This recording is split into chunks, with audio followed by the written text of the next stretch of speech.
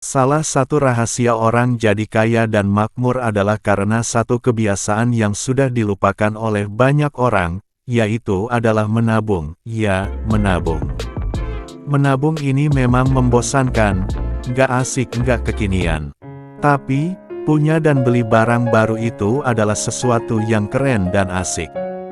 Apalagi sekarang dipropagandakan dengan cicilan 0%.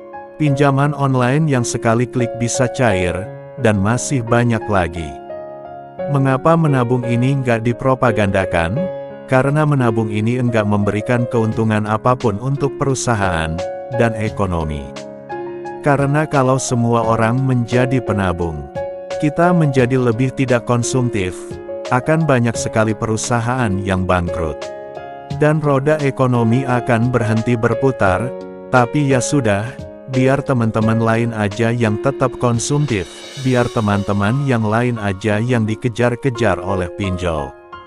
Kalau teman-teman mau punya kehidupan yang makmur dan bebas dari rasa khawatir, kita harus mulai menabung dari sekarang, kita harus mulai membiasakan diri untuk menabung.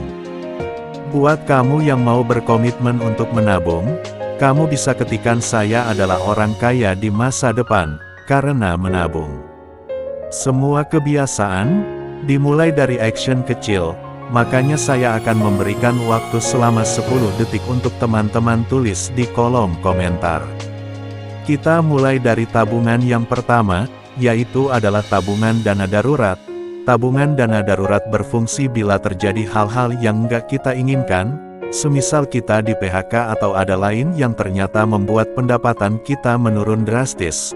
Pandemi COVID-19 yang terjadi di tahun 2020 membuktikan bahwa sangat sedikit sekali orang yang mempunyai tabungan dana darurat. Jangankan untuk beberapa bulan tanpa penghasilan, di akhir bulan saja banyak orang yang sudah enggak punya lagi dana yang tersisa di kantongnya. Nah, ini adalah pelajaran untuk kita semua, bahwa enggak selamanya langit itu cerah. Setiap pesta pasti berakhir. Makanya kita harus menyiapkan payung sebelum hujan. Paling tidak kita harus punya tabungan dana darurat selama 3 bulan. Jadi bila suatu hari nanti kita nggak berpenghasilan selama 3 bulan, karena satu dan lain hal, kita nggak khawatir karena kita bisa mengambil dari tabungan dana darurat. Tabungan dana darurat ini mestinya sudah mulai dipersiapkan ketika baru pertama kali bekerja. Atau bisa juga ditabung dari bonus dan THR yang kita dapatkan. Saran saya, taruhlah di rekening yang susah untuk disentuh, kalau perlu jangan buat kartu ATM, atau bisa juga kita rupakan dalam bentuk deposito, atau emas, agar bebas dari inflasi. Setiap manusia yang hidup pasti akan menghadapi resesi besar, paling enggak 10 tahun sekali. Ingat tahun 98, krisis ekonomi Asia pada 2008, krisis ekonomi yang merontokkan real estate di sejumlah negara, masih belum selesai dengan krisis 2019, kita diserang oleh pandemi yang boleh dibilang krisis ekonomi terbesar dalam sejarah umat manusia. Oh, iya, dana darurat nggak dibuat untuk berbisnis, beli saham properti atau bahkan kegiatan konsumtif lainnya. Simpan di tempat yang aman dan liquid, bisa dicairkan kapanpun. Tabungan yang kedua, adalah tabungan kesehatan. Kesehatan sama seperti namanya, tabungan kesehatan kita gunakan pada saat ternyata kita harus menghadapi masalah kesehatan. Mudahnya kamu bisa menggunakan BPJS, ataupun asuransi kesehatan. Tapi kalau saya pribadi, saya memilih enggak menggunakan asuransi kesehatan, tapi ini adalah opini pribadi. Bukannya asuransi kesehatan itu enggak perlu atau enggak penting. Bahkan asuransi kesehatan itu sangat perlu dan sangat penting, tapi saya punya cara dan strategi lain untuk membuat asuransi kesehatan saya sendiri. Dan ini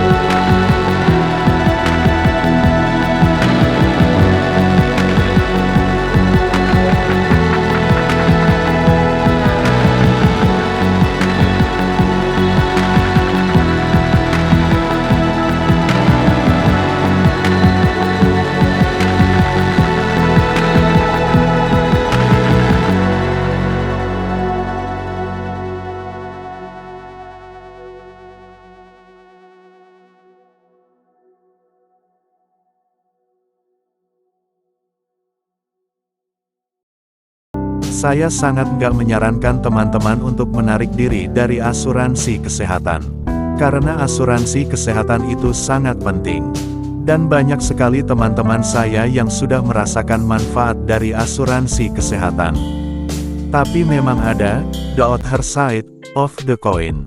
Tabungan yang ketiga, adalah tabungan pendidikan. Mungkin teman-teman sudah tahu kalau biaya pendidikan ini makin lama makin mahal.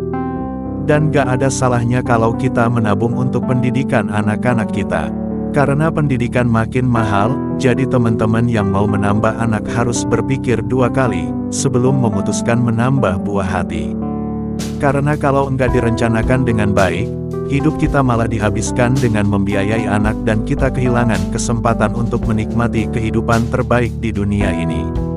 Tapi kalau saya mempunyai anak, saya ingin anak saya mendapatkan kualitas pendidikan yang terbaik. Sebagai bekal di masa depan. Karena tantangannya akan dihadapi generasi setelah kita itu jauh lebih besar dibandingkan generasi kita. Mereka akan menghadapi orang-orang yang jauh lebih pintar bahkan AI atau Artificial Intelligence. Saya masih kecil dulu kelas 1 SD mungkin masih belajar membaca, ini Ibu Budi. Sementara anak saya yang berumur 5 tahun sekarang sudah dituntut untuk bisa membaca koran dan bisa berbagai macam bahasa. Sesuatu yang gak pernah kita rasakan saat kecil. Sebenarnya kasihan juga, tapi ya itu tuntutan pendidikan zaman now.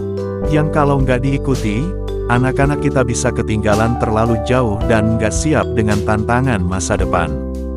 Jadi teman-teman mulai sekarang bisa mulai menyisihkan sebagian pendapatan dari teman-teman untuk tabungan pendidikan anak-anak.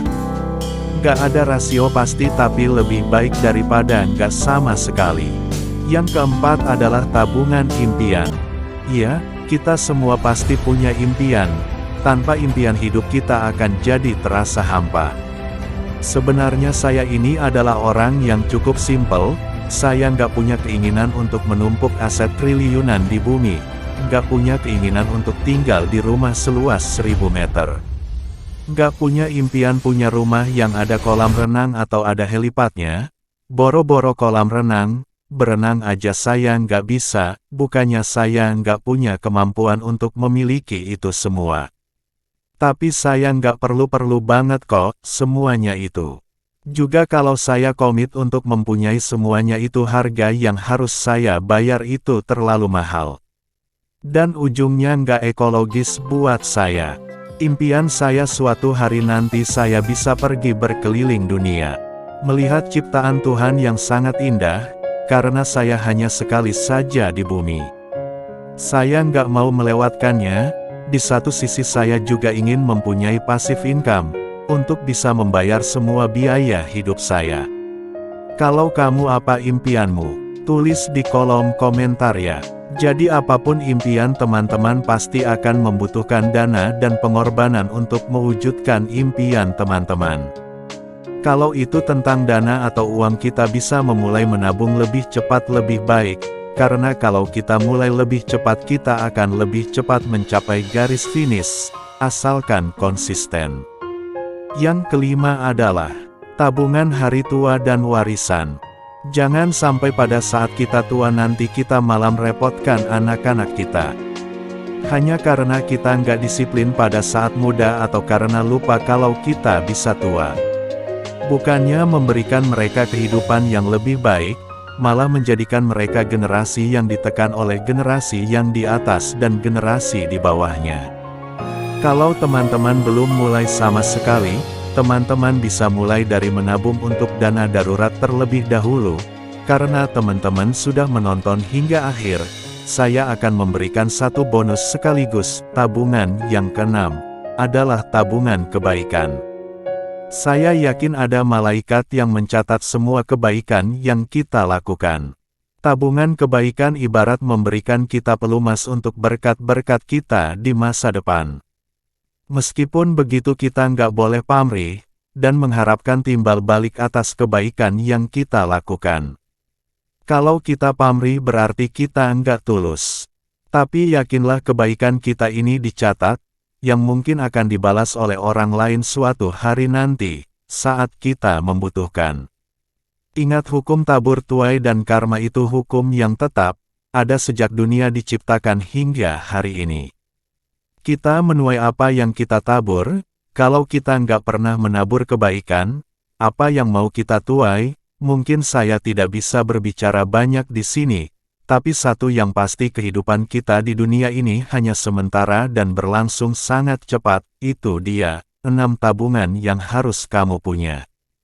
Saat ini kamu sudah punya tabungan yang mana saja? Silakan isi kolom komen di bawah dan jangan lupa untuk klik subscribe dan tekan tombol lonceng kalau kamu merasa terbantu dengan channel ini.